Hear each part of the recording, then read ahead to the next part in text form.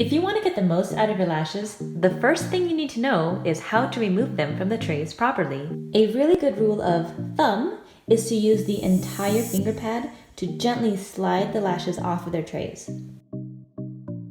So here we have a beautiful brand new strip lash, and I'm going to use the entire pad of my finger, place it directly onto the lash, and make sure you cover as much surface area of the lash as possible, because the more surface area you cover, the less likely your lashes are going to break.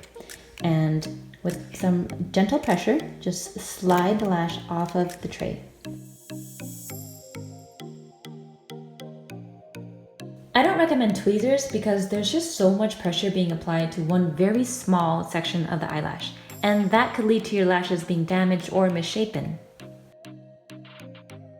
When it comes to removing under lashes or bottom lashes, it's the same concept.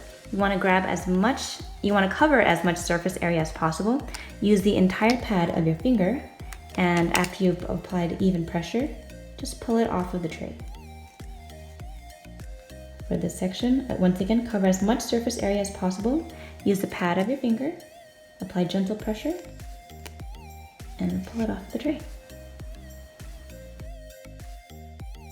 The same rule of thumb regarding surface area applies to individual lashes as well. I removed some lashes from the bottom row just to make it easier to see what I'm doing, but the concept is the same. We're going to be using the entire finger pad to cover as much surface area as possible, and after applying light pressure, you just ease the lashes off of the tray. Oops, looks like I missed one right there, but there we go.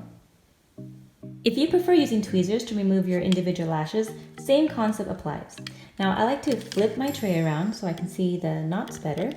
And since the surface area of a set of tweezers is so small, you want to make sure you get as close to the knot as possible. And make sure that all the hairs are encased within the width of the tweezer head. And gently apply pressure and ease it off.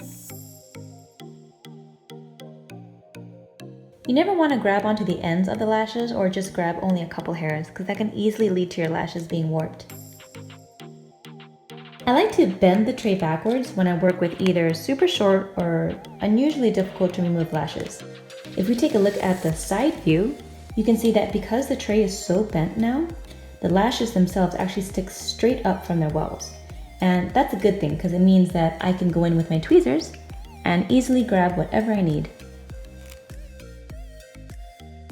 Some feather lashes can be very fragile, which makes it a little difficult to remove.